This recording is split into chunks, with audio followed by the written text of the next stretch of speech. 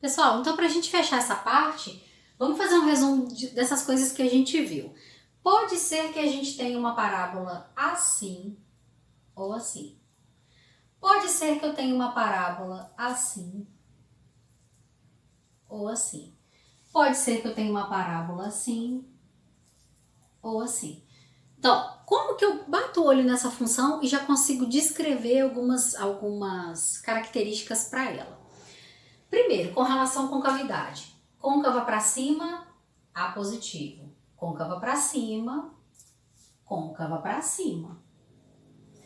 Aqui nesses três exemplos eu tenho a concavidade para baixo, então eu já sei que o A é negativo para todos esses três. Muito bem. O que aconteceu com essa e essa? Aqui existem dois pontos de interseção, x', x duas linhas. Aqui só tem um ponto de interseção e aqui não tem ponto de interseção. Então o que acontece? Aqui com certeza o delta é positivo, senão jamais apareceriam essas duas raízes reais diferentes. Assim como nesse caso.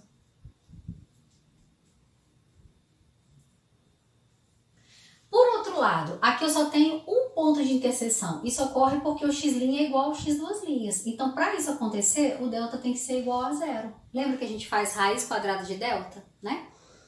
Aqui é a mesma coisa.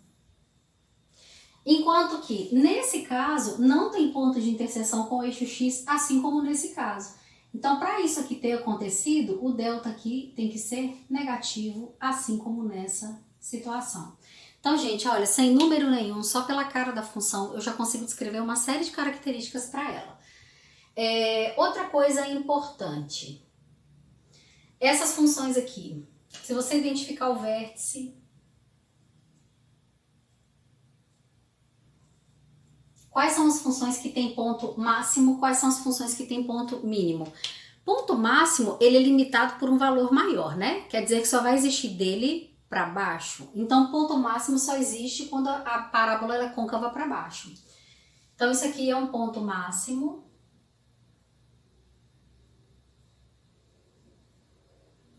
Assim como nesse caso e nesse caso. Já quando ela é côncava para cima, nós temos sempre ponto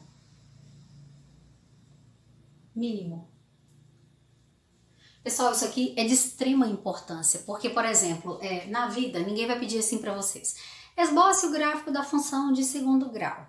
Ah, calcule isso, calcule aquilo. Não, gente, isso vai vir em forma de problemas. E aí, nesses problemas, a gente tem que fazer toda uma interpretação. Na área de vocês, tem muitas aplicações. Por exemplo, na biologia, a gente tem um gráfico assim, ó, velocidade com que ocorre a fotossíntese depende da temperatura. Aí o gráfico, ele tem uma parte dele, ele é mais ou menos isso aqui. Essa parte dele aqui, ó, é justamente uma parábola. Então, onde que eu vou ter velocidade máxima da fotossíntese? Nesse ponto, máxima, tô falando do topo. Aí, para eu calcular essa velocidade máxima, eu vou observar que é para essa temperatura específica, né? Mas o que essa temperatura tem de especial? Ela tem de especial porque ela é o vértice da função. Assim como eu tenho T do vértice aqui, eu tenho V do vértice aqui. X do vértice e Y do vértice. Por exemplo, no esporte, a parábola é extremamente útil. Quando, por exemplo, um atleta ele vai fazer um salto à distância, a curvatura é de uma parábola. Vai fazer um salto com vara, essa curvatura também é de uma parábola. Qual que é o ponto mais alto que a pessoa alcança? É o topo. Então, eu tenho uma parábola côncava para baixo, estou falando daquele topo lá. Se você pensar, por exemplo, num saque de vôlei, num chute de futebol, numa jogada de tênis, todos os movimentos aí descrevem trajetórias parabólicas, né? Então a parábola, ela é muito importante. A antena parabólica, ela tem esse formato, mais ou menos isso aqui, né? Meus desenhos são horríveis.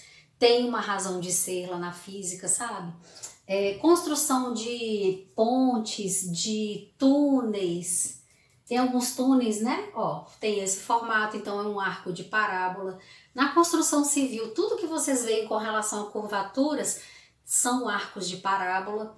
E no comércio, isso é extremamente importante. Então, para quem é da área de administração ou da área contábil, vê o tempo todo questão do lucro da empresa, questão da receita.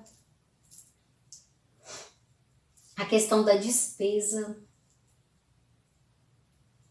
Então, o que que a empresa ela sempre visa? O lucro máximo. Esse lucro ele não é infinito. Quando a gente está falando de lucro de empresa, a gente vai ver isso nos problemas daqui a pouco, em função do número de unidades vendidas. A gente vê que esse lucro ele não vai crescendo infinitamente, assim como se você vender muitas unidades, não. Porque quando você vende muitas unidades, requer mais mão de obra, mais maquinário, aí aumenta bastante sua despesa, talvez nem convém. Então, quando a gente fala de função de lucro, ela tem esse perfil. Qual é o lucro ideal que toda empresa busca? É o lucro máximo. O máximo está nesse ponto aqui.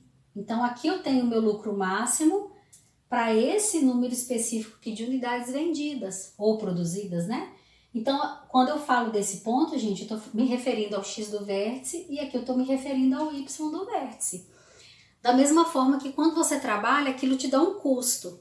Aí quando você está buscando o ideal na sua empresa ou no seu negócio, mesmo que seja um micronegócio, você quer um custo mínimo. Então a gente sempre busca isso, custo mínimo possível e lucro máximo. Então quando você pega uma função custo, em função do número de itens produzidos e tal, essa função ela é uma parábola, só que ela é côncava para cima. Então, se eu quero o custo mínimo, onde que esse custo está? Em cima desse pontinho aqui. Aqui eu tenho o menor custo possível dentro dessa função. E aí, para isso, eu preciso desse número aqui, que é o X do vértice, e aqui vai ser o Y do vértice. Por exemplo, quando você compra um lote, né, um terreno, e você quer fazer uma construção, através da função de segundo grau, você consegue saber qual é a área máxima de construção. Você pode ter ali, por exemplo, se você quer fazer uma casa retangular, dá pra gente saber as medidas tanto do comprimento quanto da largura, tá? Através de função de segundo grau. Quando você vai, por exemplo, fabricar caixa de papelão, aí nessa fabricação você vai gastar então o papel, né? Aí dá pra gente saber qual é a quantidade mínima de papel que pode ser usada para poder fazer a construção dessa caixinha.